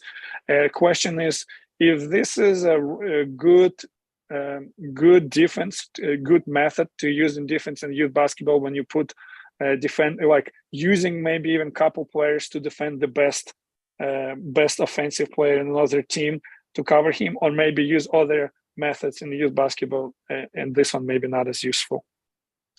Listen, I don't want to criticize coaches. Every coach can do and can decide to do whatever he likes. But when I was coaching young players in the age of 14, 13, 15 years, sometimes I had teams that very strong. I could win by 40, 50 points. So I decided not to put the full court defense because it was too easy for me and very difficult for the opponent team, and my team could not learn nothing. So I decided instead to play full court defense, to play 5-on-5 with only 1 dribble. So we tried to create more difficult on the offense than to try to put a full court defense. We did not help us, we did not improve us, and did not improve the opponent team. So I tried to find something different. Він не хоче там ображати тренерів, які, можливо, використовують методи такі, але він вважає, що, наприклад, навіть по всьому майданчику захист проти команди, яка наприклад, якщо поставить повний майданчик і команда вже не може грати, і можна виграти гру в 40 очок, це не надає переваги ні йому, ні суперникам. Тому він намагається використовувати такий захист, який може дати можливість навчатися молодим дітям продовжувати рости в баскетболі. Тому якщо це в такому випадку, що ми маємо на увазі, мабуть, якщо на повний майданчик закрить одного гравця і від цього команда суперника не може грати, мабуть, в дитячому баскетболі це не дуже доцільно використовувати такі методи. Ну, просто некоторые тренера так и используют это. You say some coaches do this just to cover the best player, and then kids can't play basketball because of that. I can tell you one thing. In every coach's clinic, I tell every coaches, there are 2 types of coaches. One coach stays behind the players and push the player to get better, to improve. And there are other coaches that put themselves in front of the player and use the player to push them, to push the coach and show how good is the coach. So now it depends what kind of coach you want to be. The one that use the team to show how good you are, or the one that you want to stay behind the team and push the team to be better. Він завжди на всіх своїх тренінгах для тренерів каже, є 2 види тренерів, які існують. Одні, які стоять за командою, за гравцями, і підштовхують команду ставати краще в усьому, а є інші, які стають перед командою і використовують гравців за собою, щоб видати себе як хорошого тренера для того, щоб вигравати і піднімати своє ім'я вище. Тому це вже ваше рішення, яким тренером ви хочете бути. Зрозуміло. Дякую. Ще одне технічне більше вопрос такой. По игре Backdoor у Паскуале стоит принцип того, что он закрывает, стоит передачу, на линии мяча стоит. Но в этом плане всегда часто проигрывается позиция, и игрок идет под кольцо, ему дают пас, и второй момент получается то, что мы проигрываем потом подбор из-за этой ситуации. Почему не защищаться 3/4, просто выставить руку на линии мяча и отгонять дальше на трехочковую линию? Чтобы потом можно было поставить спину, хорошо сделать бэкдор и тогда убежать в нападение. So question is about backdoor. You say when you guys playing backdoor defense, it's look like you staying on the pass line, right? And then you kind of trying to cover. Или это просто упражнение, или это просто упражнение на линии мяча стоять, или это принцип. Okay, so question about if there was only exercise to practice, or that's how you use in the games? Because in his experience, if you stay on a pass line during backdoor pass, usually when this backdoor cut happens, a defender is not always on time, so it's going to be easy pass under the rim, or even if not, then defender is not in a good position to do rebound after that because he was on the pass line. What about if wouldn't be easy to stay 3/4 closer to the rim and cover the pass line only with your hand instead of covering it like with feet? It's the coach's decision to have an aggressive defense, stay everybody aggressive, or to be protective.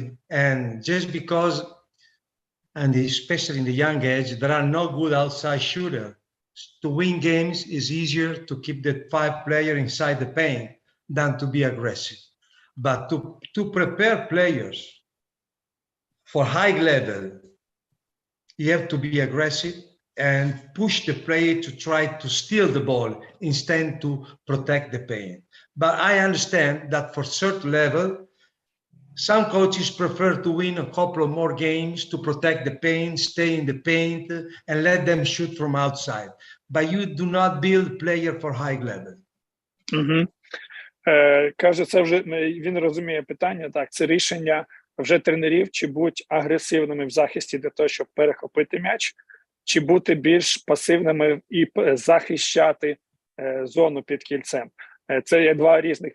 Він вважає, що якщо захищати зону і бути більш пасивними, не агресивними в такому, це дасть можливість, можливо, виграти більше ігор, але це не підготує гравців до вищого рівня баскетболу. А він вибирає бути більш агресивними в захисті і бути можливо ризикований захист, але агресивний, який підготує гравців грати краще на вищому рівні. To be aggressive helps the team to get in good condition, in better shape, physical shape. If you teach the team to be always aggressive, and that's what we want, because it doesn't make sense to rest in defense and stay there waiting for the opponent team, the offensive team, to miss the shot. We want to force them to miss the shot, to turn over the ball. Для того, щоб бути агресивним в захисті, треба, звичайно, працювати дуже добре над кондиціями, над фізичною формою. І він вважає, що він хоче краще з агресивним захистом змушувати команду в нападі виконувати кидки, аніж чекати в позиційному захисті, поки вони самі виберуть момент для кидка. I have a question for this coach. After he saw my video, what do you think that those players were ready only for the drills or were ready also to play a game with the same mentality?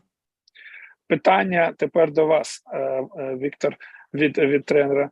На тому відео, що ви дивилися, як ви вважаєте, чи були ці гравці, чи гравці ці робили просто це як вправу, чи було видно, що вони так будуть агресивно захищатися з таким розумінням вже в іграх? Нет, по-моему, больше бы они делали упражнения. Там сильной агрессии не было, просто, я так понимаю, видео для записи записывали, но просто практикс было, да, все. Я думаю, он имеет в виду, или вы верите, что в игре они тоже так будут стараться защищаться? Нет, я думаю, в игре будет совсем по-другому. Я играл против Паскуале, я играл, когда играл против, то там совсем другая была борьба, да. И еще конкретный у меня вопрос по, какие он может предложить предложения по защите, по постановке спины, чтобы убежать в прорыв. Какие нужно именно сделать упражнения, чтобы научить защитников ставить спину. Вот именно после броска, после атаки, кто какие, может, какие-то упражнения подготовительные такие, чтобы он поставил, чтобы с этого момента сразу подобрали и убежали в прорыв. Какие-то упражнения есть у него специальные? So first, his answer was he played against you. He remember how aggressive and intensive your teams and players playing. So he has no doubts that would be good. I think I remember him. Он вас помнит. Yeah. Kondratev. I remember him. I remember him. It was many years ago. I remember him. Yeah. Вспомнил. So you remember how was my defense at that time? Yes. Yeah. And he asking another question. What drills you can give to players to learn how to do best box out for a successful fast break after that? How to box out, do defense rebounds for good fast break. Просто проблема, что у нас часто команды проигрывают свой щит, и поэтому не могут развивать быстрые атаки. А за счет того, что у нас нету высоких игроков, нам нужно, я делаю акцент на то, чтобы мы могли убежать. По своей игре я всегда убегал, у нас команды не были высокие, не было больших игроков, поэтому нужно было делать как можно чаще и больше, у нас больше процент атак был из быстрого прорыва, и поэтому нужно научиться так, чтобы быстро ставить спину и убежать. Вот эти упражнения мне нужны больше.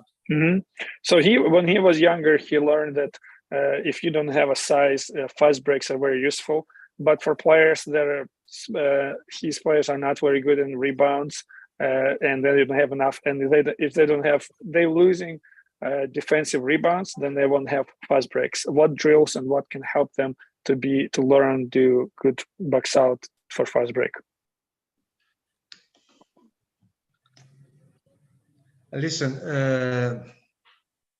box out, to work box out, you need players are not afraid of the physical contact, because sometimes the player lose the defense player, lose the rebounds, not because he doesn't know how to box out. It's because the offensive player is more aggressive, is tougher, and he cannot, he doesn't know how to use his body, and that's the reason why they lose the rebounds. I always say that the difference between a good rebounder and a bad rebounder is that a good rebounder goes every time to the board, and the bad rebounder almost never go to the board. A good defensive rebounder is the one that always fight to get the rebound more than to box out. And a bad rebounder is somebody, when the ball goes up to the rim, he takes off, he goes to the offense. That's the difference between a good rebounder and a bad rebounder, is to fight to go and get the rebound.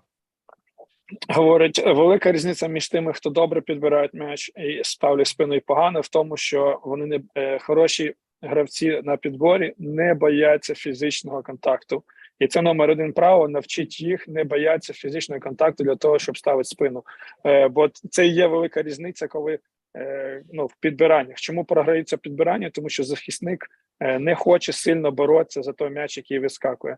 Тому навчіть їх просто не боятися фізичного контакту, а йти на цей контакт і боротися за кожен м'яч. Я понял. Спасибо. Можно еще один вопрос? Можно, наверное. Может, спасибо большое. Я в восторге от лекции, на самом деле, я такое удовольствие получил. Вот, искренне большое спасибо. И сразу к вопросу. Вот три главных таких, вот то, что он сказал, причины, или как правильно, я не знаю, именно для детей. Как вообще, если ребенок еще, ему 10-11 лет, стараться именно быть там, чтобы у него был бросочек, чтобы он с 2 секунды держал, допустим, этот мяч и старался отдать этот пас. То есть как вообще к детям это применяется? И вообще, может быть, что-то есть дополнительное для детей, какие-то вот такие моменты. Хотелось бы, чтобы поподробно рассказал. Спасибо большое. First of all, thank you very much. That was an amazing lesson. I enjoyed every second of it. That was awesome. And question is about these three elements that you used in Canada, how we can use it with kids, or maybe what advice, how we can teach little kids, even, for example, rules of 2 seconds or passing to find a friend, or any other tips that you give us to coach young kids, young generation. Listen, sometimes the players don't pass the ball because they don't know how to pass the ball. And not because they don't want to pass the ball, because they don't have the technique to pass the ball. But everything starts from the very beginning, that you make them feel how important it is to play together. And to play together, вместе, it's important, pass. Look to each other and make pass. And I can't spend, but if you want, guys, later I can do another clinic talking about passing. I can make another clinic talking about how to build from 1-on-1 to 5-on-5 an offensive system for young boys, for молодой человек. But I can't now in only 1 hour to talk about the world basketball. Це дуже важко, він говорить зараз, за той час, який є, пояснювати всі елементи баскетболу, розповідати, наприклад, про дітей. Каже, я можу цілу лекцію дати окремо, як пасуватися, як вчити дітей пасуватися, як грати в баскетбол, але головне, для дітей, перше, часто вони не пасуються, бо вони не вміють як, не знають як. І для самого початку треба їх навчати так, щоб вони розуміли, що баскетбол – це гра, щоб грати разом, усім разом. Що постійно треба ділитися цим м'ячем, постійно треба інших включати в цей процес, тому це саме перший крок, коли вчимо дітей, вчить, що баскетбол – це командна гра, це команда, де є команда, де є друзі, і вчить їх розуміти цей принцип, і ділитися і грати разом. А взагалі це окрема ціла лекція, як навчають дітей. Thank you very much. То скажіть, Дмитро, що якщо є окрема лекція Рената, то ми його запросимо ще раз, для того, щоб він нам розказав, як вчити дітей. If we will have another lesson, we would love to invite you again to be our guest and share how to teach kids about basketball. Listen, my dream is the war stops and I might come to Ukraine and do a coach's clinic for everybody there in the gym with the player, which is a lot better than to speak with you guys. Він каже, я сподіваюся, що скоро війна закінчиться, і я зможу вживу приїхати і провести таку клініку, такий тренінг для вас всіх вживу, з гравцями на майданчику, і це буде набагато краще, ніж тут через екран. Ми всі на це сподіваємося і щиро дякуємо Ренато за його цікаву лекцію, за його виступ. Николай Николаевич, я прошу прощения, добрый день. А можно пожелание, если есть у Рената какой-то или плейбук, или какие-то наработанные материалы, может с нами поделиться? Question is, do you have any playbook or material that you can share with us, learn more about your philosophy? Sure, I have it in English. Ну, на английский. Без разницы, даже если на английском еще лучше. That would be awesome. Okay, I have the email of Nicola, and then I will try to send to him the whole notes I had for the technical book I wrote for Canada basketball. I can share with you. Він вишле це до Миколи Миколайовича, і там буде все, що він використовував, коли він навчав Канаду технічним аспектам баскетболу. Of course, thanks a lot. Of course, going on the, if you go to Google and you Google Renato Pasquale, Canada, you will have a lot of clinics I did with Canadian coaches. Можна навіть знайти в Google, якщо написати його ім'я з Канадою. Він дуже багато робив тренінгів для тренерів в Канаді. Це є в Google. Дякуємо. Дякую, Дмитро. Скажіть, Ренате, що передайте нашу вдячність йому від всіх нас за його підтримку. Будь ласка, перекладіть. Renato, we really appreciate your support. We're very thankful for your time and for opportunity for coaches to learn from you. As I told Sasha Boyko, when we host Ukrainian under 20 in Italy, they were in training camp in our city. I organized for them a hotel, practice, and everything. It was my way to say thank you to Ukrainian people to allow me to have a great experience 10 years ago. This is the only way I can do is just do something for Ukraine. I will be always ready to do something for you. Це те, як він показує вдячність за ті роки, які він провів в Україні. Це єдиний спосіб, як він може віддячити те, як всі відносили до нього, коли він був в Україні 10 років назад. Щиро дякуємо вам. Щиро Thank you дякуємо very much. всім тим людям, які допомагали. Величезна вдячність всім людям, які допомагали нам організувати та провести цей модуль. І Дмитро Рачковський, Теренс Мерфі, Олена Олександрівна Мітова, Наталя Арзяєва, Андрій Лебедєв, Андрій Анатолійович Підковиров, Слава Лопушанський. Дуже багато людей задіяні були для того, щоб провести цей захід. І потрібно розуміти, що лише разом ми сила, і лише разом нам вдається щось зробити, провести модуль, заняття. Повірте, це організаційно дуже складно, є і технічні там негаразди. Але ми намагаємося зробити так, щоб лектори мали змогу виступити перед вами, і той матеріал, який вони надають, він сприймався, він був якісний. Якщо були якісь технічні там моменти, ми вибачаємося, тому що не все в наших силах, на жаль, і техніка інколи теж нас підводить. Всім ще раз дякую. Зустрінемося з вами вже в рамках 3-го модулю. Він буде наприкінці серпня. Ми додатково повідомимо вас всіх про це. Якщо будуть якісь запитання, щось незрозуміло, є контактні дані мої, є контактні дані Наталії Іванівни Арзяєвої, ви можете звертатися, ми відповімо на всі ваші запитання. Хочеться звернути увагу ще на те, що деякі тренери, коли реєструвалися, ця анкета могла не пройти. Я вас прошу відкрити свою пошту і переконатися в тому, що вам надійшов лист, тобто з вами є зв'язок. Бо буває так, що під час реєстрації анкета не завжди вона доходить. Тренер думає, що він зареєструвався, а насправді ми не отримали від нього його анкетних даних. Перегляньте, будь ласка, кому не прийшло на пошту повідомлення, це значить, що ваша анкета не прийшла і треба звернутися до Федерації баскетболу України. Ще раз дякуємо, Рената. Дуже приємно було вас почути, побачити і сподіваємося, що скоро зустрінемося. До зустрічі. It was a pleasure for me. I want to say thank you to Dima. I know that I've been translator for many clinics. It's very hard to be every second there and listen and translate. I want to say thank you to Dima. Мікрофон, Дмитро, у вас мікрофон виключений. Діма. Ой, thank you very much. My pleasure. I appreciate it. Thank you. Дякуємо. Дякуємо всім. До зустрічі. До побачення. Okay. Bye-bye to everybody.